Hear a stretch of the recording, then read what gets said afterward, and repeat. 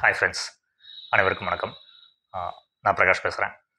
இந்த வீடியோவில் நான் எதை பற்றி சொல்ல போகிறேன் அப்படின்னா, எஃப்ஓபி ஷிப்மெண்ட் டேர்ம் பெஸ்ட்டா இல்லாட்டினா சிஏஎஃப் ஷிப்மெண்ட் டேர்ம் பெஸ்ட்டா, இதை பற்றி தான் நான் இந்த வீடியோவில் சொல்ல போகிறேன். எஃப்ஓபி ஷிப்மெண்ட் டேர்ம் எடுக்கணுமா இல்லாட்டினா சிஏஎஃப் எடுக்கணுமா? நீங்கள் ஒரு ஏற்றுமதியாளராக இருந்தீங்க அப்படின்னா, நீங்கள் ஒரு எக்ஸ்போர்ட் பண்ண போகிறீங்க அப்படின்னா, நீங்கள் எஃப்ஓபி ஷிப்மெண்ட் டேர்ம் பேசுகிறது தான் பெஸ்ட்டாக இருக்கும். ஆனால் ஒரு இம்போர்ட்டர், நிறைய இம்போர்ட்டர் உங்கள்கிட்ட என்ன தான் செய்ய சொல்லுவாங்க அப்படின்னா, சிஏஎஃப் பண்ணுங்க அப்படின்னு தான் சொல்லுவாங்க. ஆனால் பெஸ்ட்டு எது அப்படின்னா, ஒரு ஏற்றுமதியாளருக்கு எஃப்ஓபி தான். ஏன்றதை நான் ஃபுல்லாக எக்ஸ்பிளைன் பண்ணுறேன். எஃப்ஓபி அப்படின்னா என்ன? Free onboard. Free onboard shipment அப்படின்னா என்ன?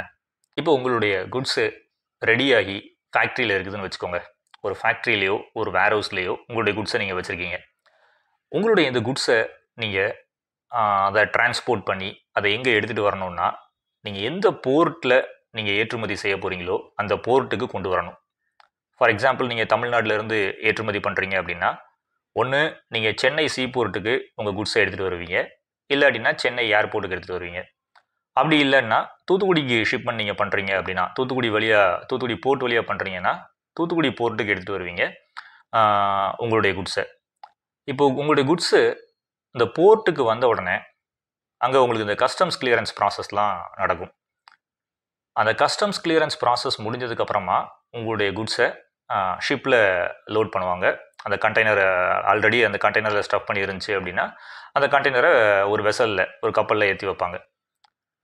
இதுதான் எஃப்ஓபி. எஃப்ஓபின்றது அந்த உங்களுடைய குட்ஸை அந்த கப்பலில் ஏற்றி வைக்கிற வரைக்கும் ஆகக்கூடிய அந்த செலவுகள், இல்லைன்னா உங்கள் போர்ட்டு வரைக்கும் ஆகக்கூடிய செலவுகள். இதுதான் எஃப்ஓபி ப்ரைஸ் அப்படின்றது. Shipment term, FOB shipment term அப்படின்னா உங்களுடைய அந்த குட்ஸு அந்த போர்ட்டு வரைக்கும் உங்களுடைய ரெஸ்பான்சிபிலிட்டி. அதுதான் எஃப்ஓபி ஷிப்மெண்ட் டேர்ம் அப்படின்றது. அப்போ போர்ட்டில் கஸ்டம்ஸு கிளியர் பண்ணிவிட்டு நீங்கள் குட்ஸை நீங்கள் வெசலில் ஏற்றி வைக்கிறீங்க. இந்த ஒரு ஷிப்மெண்ட் டேர்ம் எஃப்ஓபியை தான் ஒரு ஏற்றுமதியாளர் எடுத்து பண்ணாங்க, இதுக்கு ஆர்டர்ஸ் கிடைக்குது அப்படின்னா இது ஒரு பெஸ்ட் வேயாக இருக்கும். ஏன் அப்படின்னா, உங்களுடைய ரெஸ்பான்சிபிலிட்டி நம்ம இந்தியாவுக்குள்ளே முடிஞ்சு போச்சு. அதாவது இந்தியா போர்ட்டில் கஸ்டம்ஸ் கிளியரன்ஸ் முடிஞ்ச உடனே உங்களுடைய ரெஸ்பான்சிபிலிட்டி ஃபுல்லாக முடிஞ்சு போச்சு எஃப்ஓபி ஷிப்மெண்ட் டேர்மில். அதுக்கப்புறம் அந்த குட்ஸை பிக் பண்ணி அதுக்கு இன்சூரன்ஸ் எல்லாம் போட்டு அதை எடுத்துகிட்டு போய் அவங்க கண்ட்ரியில் கஸ்டம்ஸ் கிளியரன்ஸ்லாம் பண்ணி அவங்க நாட்டில் அவங்க இம்போர்ட் பண்ணுறாங்க. அந்த ரெஸ்பான்சிபிலிட்டி ஃபுல்லாத்தையும் ஒரு இம்போர்ட்டரே எடுத்துக்கிறாங்க. இந்த ஒரு கான்செப்டுக்கு பேர் தான் எஃப்ஓபி ஷிப்மெண்ட் அப்படின்றது. அப்போ ஒரு ஏற்றுமதியாளராக நீங்கள் எஃப்ஓபி ஷிப்மெண்ட் டேர்ம் அப்படின்னு உங்கள் பையர்கிட்ட பேசுகிறீங்க அப்படின்னா, உங்களுடைய பையர் அதுக்கு அக்செப்ட் பண்ணிக்கிட்டாங்க அப்படின்னா உங்களுடைய ரெஸ்பான்சிபிலிட்டி எதோட முடிஞ்சு போயிடுது அப்படின்னா, போர்ட்டோட, இந்தியன் போர்ட்டோட முடிஞ்சு போயிடுது. அதுக்கப்புறம் ஃபுல்லாக உங்களுடைய பையருடைய ரெஸ்பான்சிபிலிட்டி தான். அப்போது எஃப்ஓபி ஷிப்மெண்ட் டேர்ம் அப்படின்னு சொல்கிறது தான் பெஸ்ட்டு.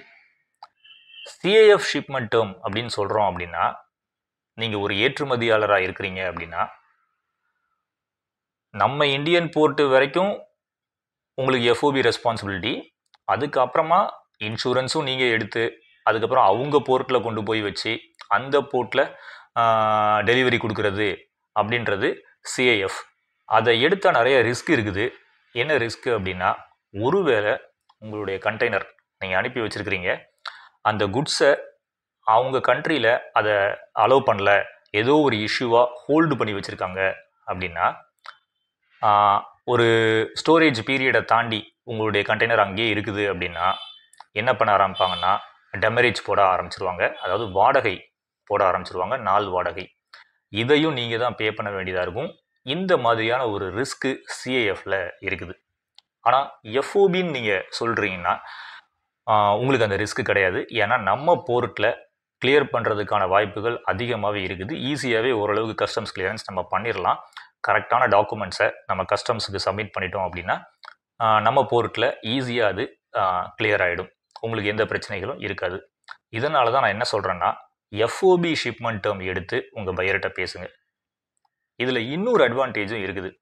அது என்ன அப்படின்னா, நீங்கள் எஃப்ஓபி ஷிப்மெண்ட் எடுக்கிறீங்க அப்படின்னா, இந்த ஃப்ரைட் ரேட் வாங்குறீங்க பார்த்தீங்களா, உங்களுடைய ஷிப்பிங் ஏஜென்ட்டை, நீங்கள் உங்கள் ஷிப்பிங் ஏஜென்ட்டை ஃப்ரைட் ரேட்டு நீங்கள் வாங்கும்போது ஒவ்வொரு முறையும் என்ன ஆகும்னா, அந்த ஃப்ரைட் ரேட்டு வேரி ஆகிக்கிட்டே இருக்கும். இது ஒவ்வொரு கண்ட்ரிக்கும் வேரி ஆகும். உங்களுடைய அந்த ஒரு டைமென்ஷன்ஸ், அதாவது உங்களுடைய பாக்ஸ் பேக்கேஜ் டைமென்ஷன்ஸ், அந்த வெயிட்டு, இது எல்லாம் பொறுத்து வேரி ஆகிக்கிட்டே இருக்கும். நீங்கள் ஃபுல் கண்டெய்னர் பண்ணலாம், இல்லாட்டினா நீங்கள் ஒரு கண்டெய்னரில் பாதி மட்டும் பண்ணலாம், அதாவது எல்சிஎல் ஷிப்மெண்ட்டு பண்ணலாம். இந்த மாதிரி நீங்கள் எப்படி பண்ணாலும் நீங்கள் ஒவ்வொரு முறையும் ஒவ்வொரு நாட்டுக்கு உங்கள் ஷிப்பிங் ஏஜென்ட்டை ரேட் கேட்டுக்கிட்டே இருக்கீங்கன்னா, அது நீங்கள் ஒவ்வொரு முறையும் எடுத்து எடுத்து என்ன பண்ணணும்னா கால்குலேட் பண்ணிக்கிட்டே இருக்கணும். சிஏஎஃப் ப்ரைஸ் கால்குலேட் பண்ணிக்கிட்டே இருக்கணும் ஒவ்வொரு டைமும் ஒவ்வொரு கண்ட்ரிக்கும். இந்த கால்குலேஷனே ஒரு தலைவலி பிடிச்ச ஒரு வேலை. அந்த கால்குலேஷனை நான் கொஞ்சம் ஈஸியாக்குறதுக்காண்டி நம்மளுடைய சேனல் மூலமாக நான் FOB and CIF price calculator நான் சேல்ஸ் பண்ணுறேன். அது நீங்கள் கீழே டிஸ்கிரிப்ஷன் பாக்ஸில் இருக்குது, தேவைப்படுறவங்க அதை நீங்கள் வாங்கிக்கலாம்.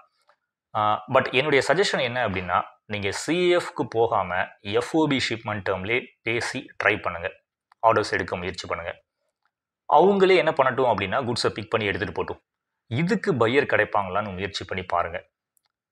But most of the buyer என்ன சொல்லுவாங்கன்னா, எனக்கு சிஏஎஃப் தான் வேணும் தான் நிறைய பேர் கேட்க போகிறாங்க.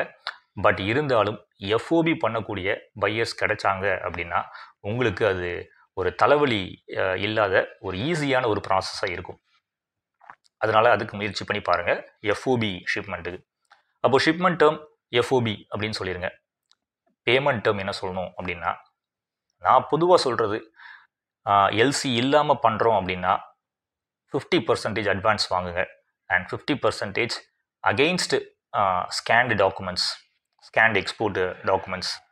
அதுக்கப்புறம் பார்ட் பேமெண்ட் எல்லாம் வந்ததுக்கு அப்புறமா என்ன பண்ணிக்கலான்னா, அகெயின்ஸ்ட்டு அந்த பில் ஆஃப் லேடிங் நீங்கள் வந்து அவங்கள்ட்ட ஃபுல் பேமெண்ட்டையும் கலெக்ட் பண்ணிவிட்டு அதுக்கப்புறம் அந்த டாக்குமெண்ட்ஸை, ஒரிஜினல் டாக்குமெண்ட்ஸை பேங்க் வழியாக அனுப்பி வைக்கலாம். அப்படி இல்லாட்டினா நீங்கள் கொரியர் மூலமாகவும் அனுப்பிக்கிடலாம்.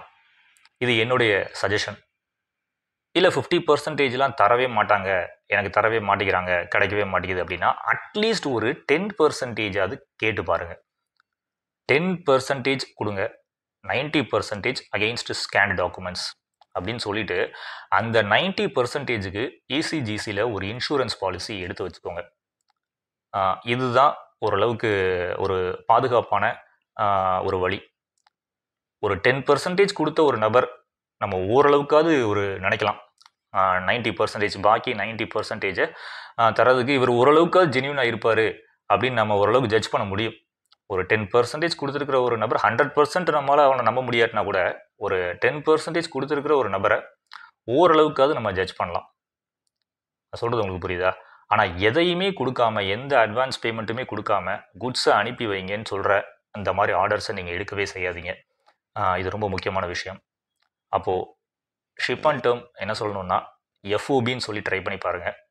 பேமெண்ட் டேர்ம் இப்போ நான் ஆல்ரெடி உங்களுக்கு நான் சொல்லிட்டேன், இதை சொல்லி ட்ரை பண்ணி பாருங்கள். நீங்கள் எல்சி மெத்தடில் யூஸ் பண்ணல அப்படின்னா, ஏன்னா எல்சிங்கிறதே சின்ன சின்ன ஆர்டர்ஸ்க்கெலாம் கிடையாது. அது வந்து ஒரு பிக் ஆர்டர்ஸுக்கு தான் எல்சியெல்லாம் யூஸ் பண்ணுவாங்க, பிக் வேல்யூக்கு தான் எல்சியெல்லாம் யூஸ் பண்ணுவாங்க. இப்போ உங்களுக்கு கிளியராக புரிஞ்சிருக்கும் ஒரு ஏற்றுமதியாளருக்கு எது சிறந்தது அப்படின்னு. ஏற்றுமதியாளருக்கு சிறந்தது என்ன அப்படின்னா எஃப்ஓபி ஷிப்மெண்ட் டேர்ம் தான். நீங்கள் ஒவ்வொரு முறையும் கால்குலேட் பண்ணவும் தேவை கிடையாது. அந்த ஒவ்வொரு கண்ட்ரிக்கும் இந்த காஸ்ட்டுன்னு கால்குலேட் பண்ண தேவை கிடையாது. நீங்கள் எஃப்ஓபின்னு ஒரு ப்ரைஸ் நீங்கள் கால்குலேட் பண்ணி வச்சுக்கிட்டு, அதாவது உங்கள் ப்ராடக்ட்டுக்கான போர்ட்டு வரைக்கும் ஆகக்கூடிய செலவுகள் இவ்வளோ தான் இந்த குவான்டிட்டிக்கு அப்படின்னு நீங்கள் கால்குலேட் பண்ணி வச்சுக்கிறீங்க. வச்சுட்டு நீங்கள் ஒவ்வொரு கண்ட்ரி நபருக்கும் நீங்கள் என்ன பண்ணுறீங்கன்னா அந்த ப்ரைஸை நீங்கள் அனுப்பி வைக்கிறீங்க. இப்போது இந்த ப்ரைஸை பார்த்துட்டு ஒருவேளை ஓகே நான் எஃப்ஓபி பண்ணுறேன், நான் உங்கள் குட்ஸை நானே என்னுடைய ஏஜென்ட்டை யூஸ் பண்ணி, என்னுடைய ஷிப்பிங் ஏஜென்ட்டை யூஸ் பண்ணி நான் பிக் பண்ணிக்கிறேன், உங்கள் எஃப்ஓபி ப்ரைஸ் நல்லா தான் இருக்குது, நான் பார்த்துக்கிறேன் அப்படின்னு சொல்லி ஏதாச்சும் ஒரு இம்போர்ட்டர் வராங்க, இல்லை ஒரு 4-5 இம்போர்ட்டர் உங்களுக்கு கிடைக்கிறாங்கன்னா உங்கள் பிஸ்னஸ் டெவலப் ஆக ஆரம்பிக்கும். என்னுடைய அடுத்த வீடியோவில் நான் வேறு ஒரு நல்ல பதிவோட உங்களை வந்து சந்திக்கிறேன். அது வரைக்கும் உங்களிடமிருந்து விடைபெறுவது பிரகாஷ். நன்றி, வணக்கம்.